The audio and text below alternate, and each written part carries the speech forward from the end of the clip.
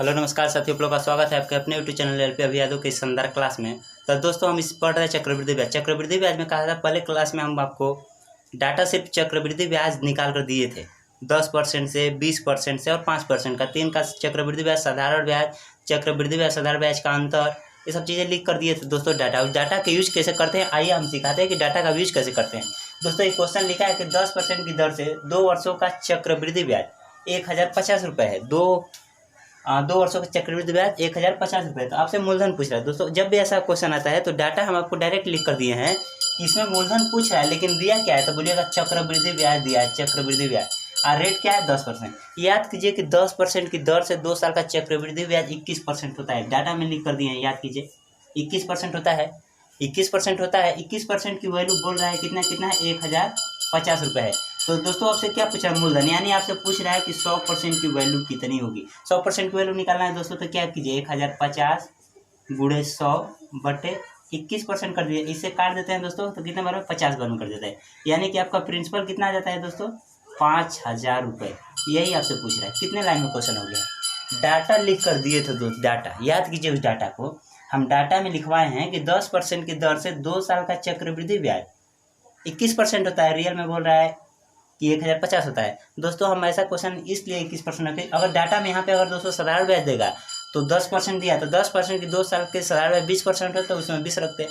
अगर यहाँ पे अंतर देता है 10% ही दिया रहता है, लेकिन यहाँ पे अंतर दिया रहता है सीआई और एसआई का, तो सीआई और एसआई का अंतर 1% है, वहाँ से रखते हैं। दोस्तों हम अभी बोले हैं कि इससे पहले ही बोलते हैं कि 20 क्वेश्चन से 25 क्वेश्चन में चाहेंगे तो चक्रवृद्धि ब्याज पूरा समाप्त हो जाएगा। उसका रीजन ये था दोस्त कि अगर हम चाहेंगे तो इस क्वेश्चन में क्या क्या संभावना बन सकता है। हर एक चीज़ अगर पढ़ते हैं यहाँ से 3 से 4 संभावना बन सकता है। दोस्तों मान लेते हैं अगर आपसे यहाँ से एसआई पूछ दे कि साधारण ब्याज बताइए, इसी रेट जैसे 10% की दर से 2 वर्षों का चक्रवृद्धि ब्याज तो दिया कितना हो जाता है, तो साधारण ब्याज कितना होगा। तो साधारण ब्याज याद कीजिए कि 10% से 2 साल का कितना होता है, तो 20% होता है। 20% की वैल्यू आपसे अगर पूछेगा तो 1% की वैल्यू यहाँ से निकालेंगे कि 50 आता है। 1% की वैल्यू अगर दोस्तों 50 है तो यहाँ से 20% की वैल्यू कितना आ जाता है दोस्तों 1000 रुपये आ जाता है। ये आ जाता है साधारण ब्याज। अगर दोस्तों आपसे अंतर पूछेगा तो देखिए अंतर बताइए 1050 रुपये यहाँ है, 1000 रुपया 50 रुपये का अंतर है कि नहीं, लेकिन हम ऐसे नहीं बताएंगे आपको। हम अंतर डायरेक्ट लिखवा दिए हैं क्वेश्चन में ही कि 10% की दर से 2 साल का साधारण ब्याज चक्रवृद्धि ब्याज का अंतर होता है, डिफरेंट जो होता है सीआई और एसआई का, वो 1% होता है। 1% की वैल्यू दोस्तों 50 है, तो कितना हो जाता है रुपये में 50 रुपये। यहाँ से 3 संभावना बन सकता है। यहाँ से दोस्तों प्रिंसिपल निकाल, एक चीज़ देगा इसमें, या तो प्रिंसिपल देगा। यहाँ से 4 क्वेश्चन बनते हैं दोस्त, एक प्रिंसिपल होगा, यहाँ से एक साधारण ब्याज होगा, एक चक्रवृद्धि ब्याज होगा, एक साधारण ब्याज, चक्रवृद्धि ब्याज का अंदर 4 चीज़ में एक चीज़ आपको देगा, 4 चीज़ में एक चीज़ आपको देगा। यहाँ से दोस्तों सीआई दिया है तो यहाँ से आप एसआई निकाल सकते हैं, सीआई और एसआई का अंतर निकाल सकते हैं और प्रिंसिपल निकाल सकते हैं। 3 चीज़ें निकाल सकते हैं। रेट दिया है दोस्तों, रेट 10%, 5% और 20% का रेट याद करवा दिए हैं। बाकी अगर ऐसा क्वेश्चन आ जाता है कि मतलब जिसका रेट याद नहीं है तो उसका निकलवाएं दोस्तों। 2 साल का रहेगा तो A+B + AB बटे 100 2 साल के लिए। 3 साल बोलेगा तो इस 2 साल का निकाल कर इसे एक बार और अप्लाई कर देंगे, 3 साल का हो जाता है दोस्तों। ये 2 साल अगर मान लेते हैं, अब इसी पर 3 साल का चक्रवृद्धि ब्याज पूछ दे तो कोई दिक्कत नहीं है। अगर दोस्तों हम यहाँ पे अगला सवाल लिखते हैं, आप वीडियो को रोक कर कोशिश कीजिएगा कि सबसे पहले आप कीजिए।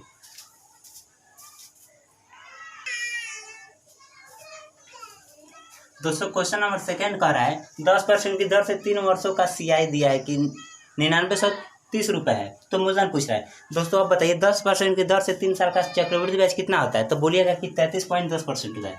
कितना होता है 33.10% होता है। सीआई लिखवाए हैं डाटा में। यही बोल रहा है कि रियल में रुपये में कितना है 9930 रुपये। आपसे क्या पूछ रहा है मूलधन, यानी आपसे 100% की वैल्यू पूछना चाह रहा है दोस्तों। आपसे 100% की वैल्यू पूछना चाह रहा है दोस्तों। तो यहाँ से 100% की वैल्यू निकालिए 9930 बटे 33.10।